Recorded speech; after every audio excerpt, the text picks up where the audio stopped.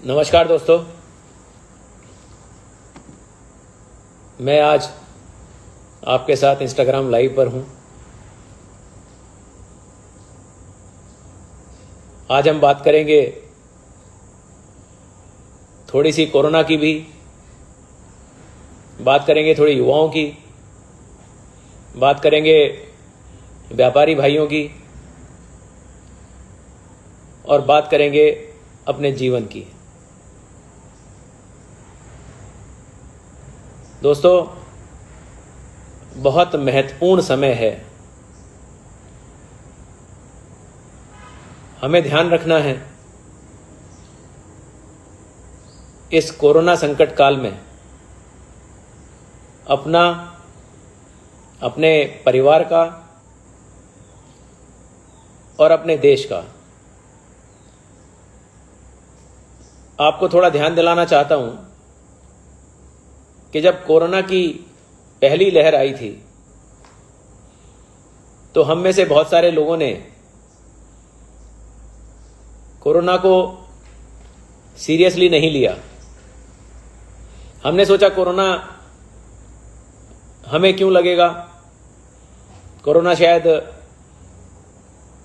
दूसरे ही लोगों को होके चला जाएगा। हमारे देश की सरकार ने काफ़ी कोशिशें की और कोरोना की रफ्तार हमने कम कर ली। लेकिन कोरोना की रफ्तार जब कम हुई और हमें लगा कि अब कोरोना ख़त्म होने जा रहा है, तो हमने लापरवाहियां शुरू कर दी। मास्क पहनना बंद कर दिया, दूरी ख़त्म कर दी और हम लोगों को लगा कि अब तो कोरोना ख़त्म ही हो गया है। और उसकी वजह ऐसी हुई कि कोरोना की दूसरी लहर ने पूरे देश को हिला के रख दिया। हमारे युवा आखिर इस समय जब कोरोना का संकट काल चल रहा है, लॉकडाउन चल रहा है, ऐसे में वो क्या करें? क्योंकि हम दिन भर न्यूज़ सुनते हैं, मोबाइल हमारे हाथ में रहता है। हम न्यूज़ सुनते हैं कि साहब इतने लोग हमारे चले गए, 2.5 लाख से ज़्यादा लोग हमारे आज कोरोना से संक्रमित हो गए। जब ऐसी न्यूज़ हम सुनते हैं तो उसको हम बहुत जल्दी शेयर करते हैं, एक दूसरे को बताने का प्रयास करते हैं कि इतना बड़ा काम हो रहा है, इतना ज़्यादा नुकसान हो रहा है। लेकिन क्या हम ये भी शेयर करते हैं कि आज हमारे 3.5 लाख से ज़्यादा लोग ठीक हो गए? आज हमारे यहाँ 19 करोड़ से ज़्यादा लोगों को वैक्सीन लग चुकी है। हमारे यहाँ लगातार वैक्सीनेशन का काम चल रहा है। हमारी संक्रमण दर लगातार कम हो रही है। हम पॉजिटिविटी की तरफ बढ़ रहे हैं। हम लॉकडाउन हटाने के विचार की तरफ बढ़ रहे हैं। क्या हम इस तरह की पॉजिटिव बातें भी करते हैं? क्या हम ये पॉजिटिव बातें भी शेयर करते हैं? क्योंकि मैंने देखा है लोगों को कि नेगेटिव खबरों को शेयर करने में उन्हें सबसे ज़्यादा मजा आता है। दोस्तों, ऐसे लोगों से दूर रहें। अगर कोई नेगेटिव खबरें शेयर भी कर रहा है तो उसको रोकने का प्रयास करें। और अगर वो खबर आप तक आ रही है, नेगेटिव खबर है, तो उसको कम से कम आगे शेयर ना करें। छोटा छोटा प्रयास हमें बहुत सकारात्मक रूप से आगे बढ़ा सकता है। हमारा छोटा प्रयास हमें बहुत तेजी से आगे बढ़ा सकता है, हमारे को पॉजिटिविटी की तरफ बढ़ा सकता है। मेरा युवाओं से आग्रह है कि आप लोग इस बात का खास ख्याल रखें, क्योंकि अभी आपको बहुत सारे काम करने हैं। हमारे व्यापारी भाई हैं, जो युवाओं से मेरा और आग्रह है कि जिनके घर में व्यापार हैं, जिनके घर में व्यापारिक वर्ग है, जिनकी दुकानें हैं, शोरूम हैं, ऐसे लोग आज लॉकडाउन की मार झेल रहे हैं, क्योंकि ऑनलाइन व्यापार बहुत बढ़ गया है। लेकिन हमारे अभी भी पुराने व्यापारी जो बरसों से दुकानें चला रहे हैं, वो आज भी ऑनलाइन व्यापार पर नहीं आ पाए हैं।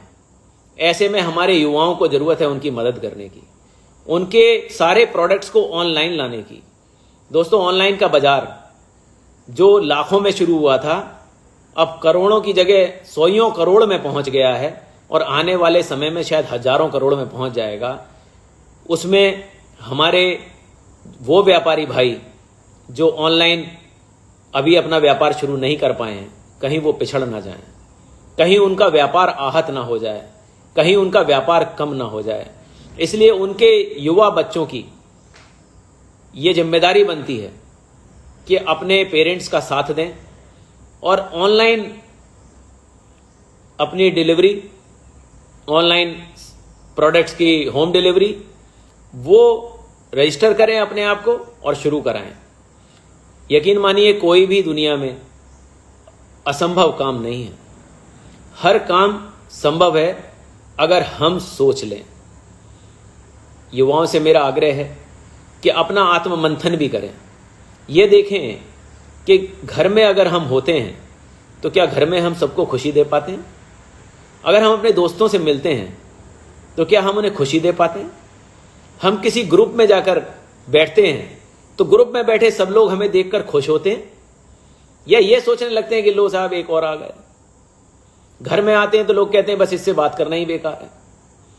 किस तरह का हमने अपना आचरण बना रखा है? अगर हमने पॉजिटिविटी के तहत अपना आचरण बनाया है तो आप एक खुशी सभी को देंगे और जब आप खुशी देंगे तो वापसी भी आपको खुशी ही मिलेगी। मेरा आप सबसे आग्रह है कि हम अपने जीवन को ऐसा बनाएं कि हमारे पेरेंट्स हों, परिवार हो, दोस्त हों या समाज के कोई भी संगठन हो, हम जहां भी जाएं वहां खुशी बिखेरने का काम करें। हम पॉजिटिव तरीके से काम करने की शुरुआत करें। नेगेटिविटी हमारे जीवन में नहीं होनी चाहिए। अगर हम पॉजिटिव होंगे तो निश्चित रूप से हम कामयाब भी होंगे और एक अच्छे इंसान भी होंगे। दोस्तों, मैं आपको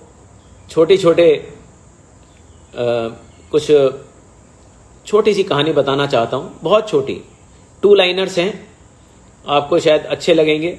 उदाहरण के लिए, जैसे याहू ने गूगल को मना कर दिया था साथ काम करने के लिए, इसी तरह नोकिया ने एंड्रॉयड को अपनाने के लिए मना कर दिया था। तो इससे हमें क्या सीख मिली? एक, कि समय के साथ खुद को अपडेट करें। अगर अपडेट नहीं करेंगे तो आप मार्केट से खत्म हो जाएंगे। दूसरा, कोई भी जोखिम नहीं लेना सबसे बड़ा जोखिम है। इसलिए जोखिम लें और नई तकनीकी का सहारा लेकर अपने आप को आगे बढ़ाएं। हमारे पास ऐसे बहुत सारे उदाहरण हैं जिससे हम अपने आप को सफल कर सकते हैं।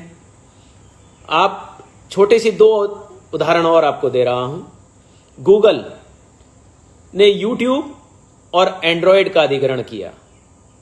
दूसरा, फेसबुक ने इंस्टाग्राम और व्हाट्सएप का अधिग्रहण किया।